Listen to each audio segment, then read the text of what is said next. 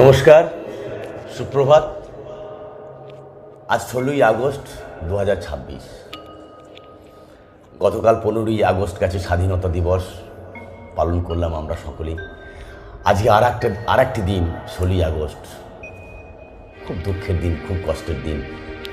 আজকের দিনেই শ্রী শ্রী ঠাকুর রামকৃষ্ণ পরমহংসদেব 1886 সালে কলকাতার কাশীপুরের উদ্যান বাটিতে মাত্র 52 বছর বয়সে লীন হয়েছিলেন। তাই আজকের দিনে আমি ওনার চরণে আমার অন্তরের অন্তঃস্থল থেকে শতকোটি প্রণাম নিবেদন করে নটিবিনোদিনী যাত্রা পালা থেকে ডক্টর ব্রজেন্দ্র দে রচিত নটিবিনোদিনী যাত্রাপালার একটি ছোট্ট অংশ আমি আপনাদের সামনে তুলে ধরছি। কোন অংশটি?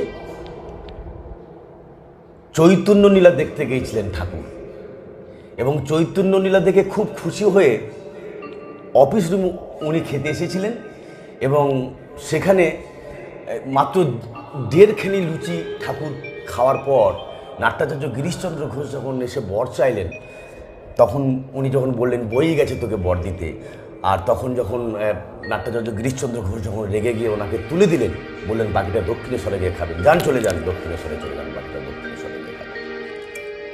আমি কায়ের আর তুমি বামুন বলে বর দিতে তোমার কষ্ট হচ্ছে, ভণ্ড কথাকার, চলে যান দক্ষিণেশ্বরে।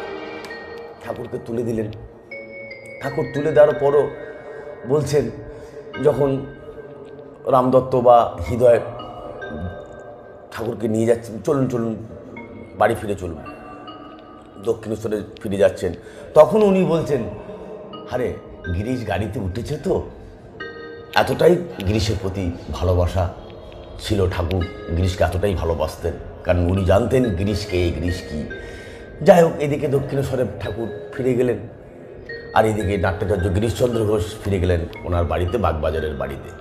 আর বাড়িতে গিয়ে যাই হোক, নাটক শেষ হয়ে যাওয়ার পর বাড়িতে গিয়ে ভাবছেন, এক ইজি চেয়ারে বসে ভাবছেন, আমি কি করলাম? ঠাকুরকে খেতে বসে আমি তুলে দিলাম, আমি বড় ভুল করেছি, ছি, আমি এত বড় ভুল করলাম। তা যাই হোক, উনি ভাবছেন, আর ওইদিকে রান্নাঘরে সুরত কুমারী রান্না করছেন। সুরত কুমারীরও খুব কষ্ট ঠাকুরকে এইভাবে বলার জন্য। ভাবতে ভাবতে আপন খেলে নাট্যাচার্য বলছেন, তিরস্কার পুরস্কার কলঙ্ক কণ্ঠের হার, তথাপি পদে পদ করেছি অর্পণ, রঙ্গভূমি ভালোবাসির হৃদে সাদ রাশি রাশি, আশার নেশায় করি জীবনযাপন। ওদিক থেকে, রান্নাঘর থেকে সুরত কুমারী বলছেন, কি গো, এসো, খাবে এসো, রান্না হয়ে গেছে। হ্যাঁ খাবো সুরত, খাবো, তবে ভাত নয়, এই অমৃতের বড়ি। এই অমৃতের বড়িটা পকেটে, পাঞ্জাবি পকেটে রাখাই ছিল, দিয়ে খেতে যাচ্ছেন। তখন সুরত কুমারী রান্নাঘর থেকে ছুটে এসে বলছেন, ওগো না, এই সর্বনাশ তুমি করো না, এই সর্বনাশ তুমি করো না। তখন গিরিশ ঘোষ বলছেন, তুমি আমাকে বাধা দিও না সুরত, তুমি আমাকে বাধা দিও না, দিয়ে জয় রামকৃষ্ণ বলে সেই অমৃত বড়ি খেতে যাচ্ছেন। আর এই রামকৃষ্ণ জয় রামকৃষ্ণ বলে যখন উনি অমৃত বড়ি খেতে যাচ্ছেন, তখন দূর থেকে ভেসে আসছে একটা সুর। ঠাকুর গিরিশকে ডাকছেন,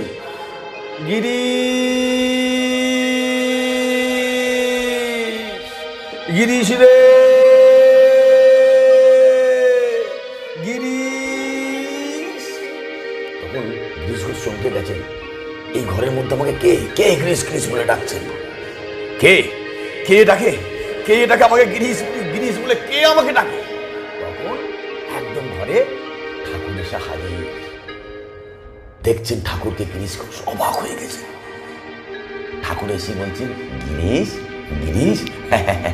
আমি এইছি গিরিশ, আমি এইছি। কে কে কে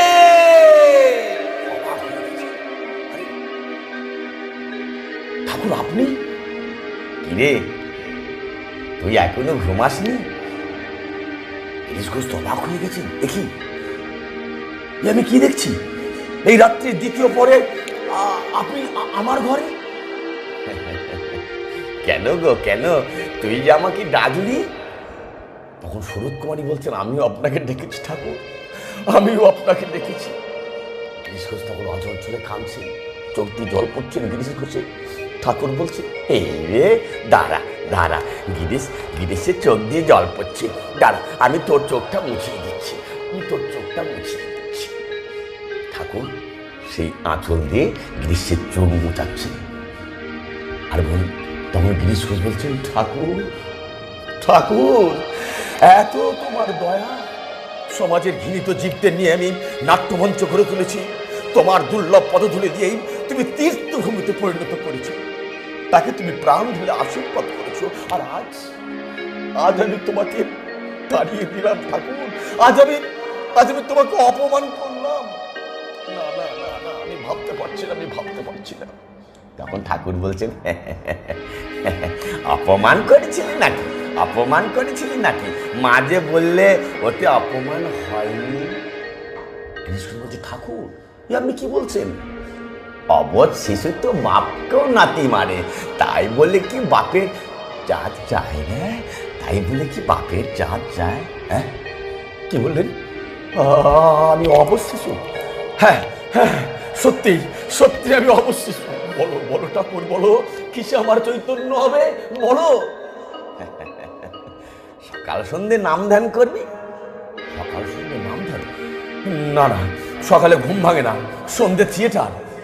তবে চান করে উঠে করবি, চান করলি আমার খিদে পায়, তবে খাওয়ার পরেই করবি, খাওয়ার পরই আমার চোখে ঘুম তৈরি আছে। না, নাম ধ্যান আমি করতে পারবো না, ঠাকুর আমি নাম ধ্যান করতে পারবো না।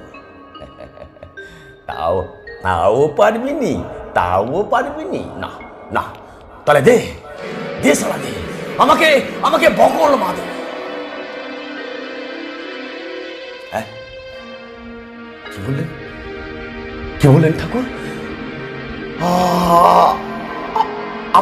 আমার মতো মহাপাপী তোমাকে বকল মা দেবে? হ্যাঁ, দাও, তাই নাও ঠাকুর, তুমি তাই নাও, তোমাকে আমি বকল মাই দিলাম। আমার হয়ে তুমি জপ তপ নাম ধ্যান তুমি করো, আমার পাপ নাও, পুণ্য নাও, দেহ নাও, মন নাও, জ্ঞান নাও, বুদ্ধি নাও, ভালো নাও মন্দ নাও, আমাকে শুধু তোমাকে দাও ঠাকুর, আমাকে শুধু তোমাকে দাও। শাস্ত্র মতে আমরা জানি, নাট্যাচার্য গিরিশচন্দ্র ঘোষের সমস্ত পাপ, সমস্ত ভালো মন্দ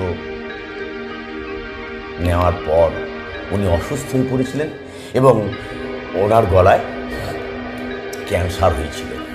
সবাই আমরা জানি নাকি গিরিশ ঘোষের এই ভালো মন্দ পাপ অন্যায় ন্যায় সব উনি নাকি নিয়ে নিয়েছিলেন, তাই ঠাকুরের গলায় ক্যান্সার হয়েছিল। আস্তে আস্তে ঠাকুরের চিকিৎসা চলছে, আস্তে আস্তে ঠাকুর ক্ষীণ হয়ে আসছেন, এই ভবতরী ছেড়ে চলে যাবেন।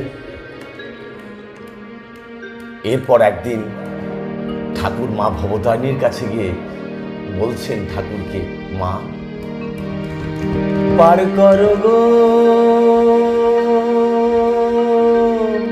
আমায় শ্যামা, পার করো গো আমায় শ্যামা, আমি অপারে পড়েছি মাগো, আমি অপারে পড়েছি মাগো, চরণ দুটি বাড়ায় দে মা,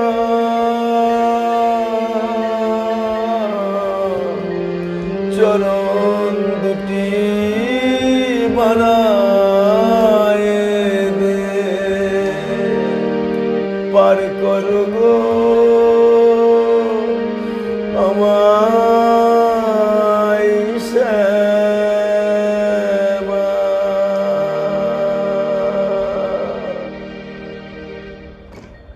জয় রামকৃষ্ণ, জয় রামকৃষ্ণ।